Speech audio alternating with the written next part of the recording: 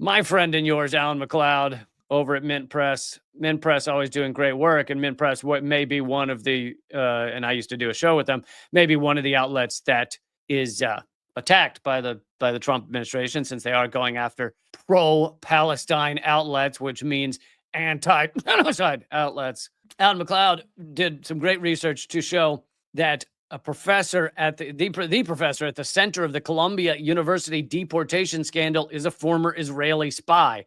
Another aspect of this that we should remember is Columbia, and maybe I mentioned it, Columbia is basically the campus that set this off, the college protests. It was the first one. Initially, they sent in the cops. Then they backtracked and removed the cops. Then the dean was brought in front of Congress to answer for why she didn't use more cops to assault students. Come in front of Congress. Why did you not assault these peaceful protesters more? God damn it. The professor at the center of the Columbia University deportation scandal is a former Israeli intelligence official. Alan McLeod is reporting. Mahmud Khalil, recent graduate of the University's School of International and Public Affairs. Yeah, he was learning about international and public affairs, and it turns out fascism is one of those things on the agenda. On the syllabus, was abducted by Immigration Customs Enforcement, ICE, Saturday for his role in organizing protests last year against Israel's attack on Gaza. Khalil's dean, Dr. Keren Yarhi-Milo, head of the School of International and Public Affairs, is a former Israeli military intelligence officer. It's insane. Like, you couldn't write a sketch like this. And she's an official at Israel's mission to the United Nations.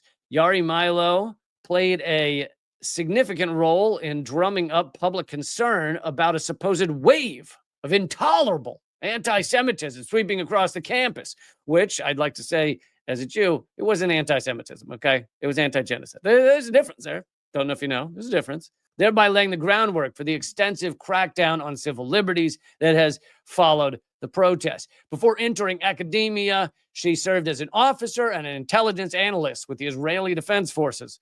Given that she was recruited into the intelligence services because of her ability to speak Arabic fluently, her job likely entailed surveilling the Arab population. After leaving the world of intelligence, she worked for Israel's permanent mission to the United Nations in New York. While there, she met and married her husband, Israel's official UN spokesperson. Like, again, comedy sketch. The person who is at the center of this deportation scandal, married to the Israeli spokesperson to the UN. Although she is now an academic, she never left the world of international security, making the subject her area of expertise.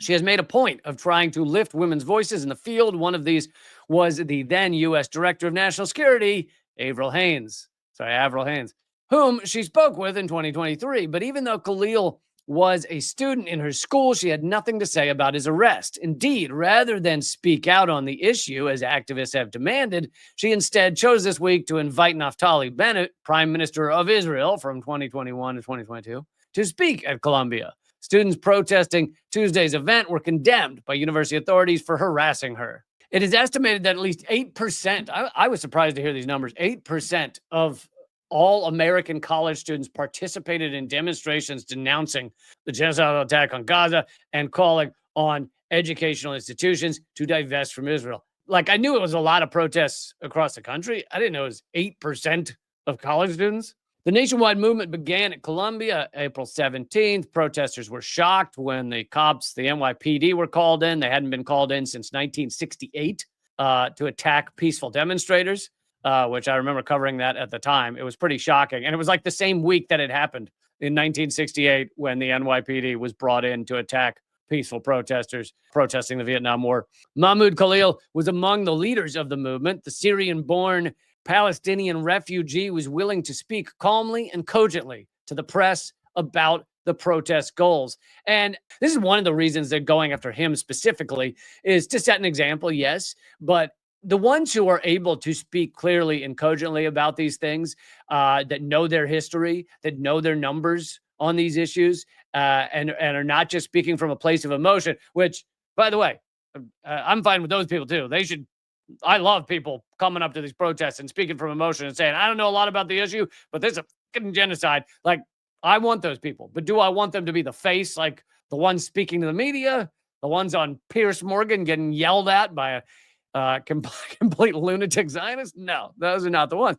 And so he's the most threatening, or one of the most threatening. And it was the same, we've seen the same thing with Black Lives Matter, with Occupy, and the DNC walkout. Is like the ones who were able to speak the clearest and didn't have an agenda, and they're the ones that are most threatening.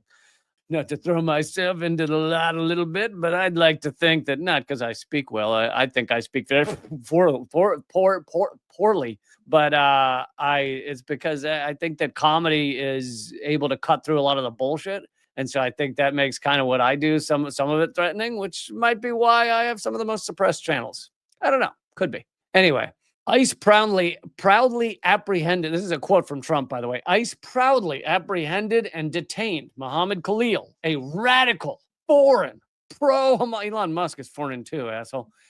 Foreign, pro-Hamas student on the campus of Columbia University. This is the first arrest of many to come, President Trump stated, who's, by the way, technically is a convict. I mean, like, he has been convicted. So him being like, this other guy's a criminal. Secretary of State Marco Rubio echoed Trump's ominous threat, announcing, we will be revoking the visas and or green cards of Hamas supporters in America so they can be deported. And of course, they have to say Hamas supporters as opposed to the truth, which is just stop the genocide, stop ethnic cleansing.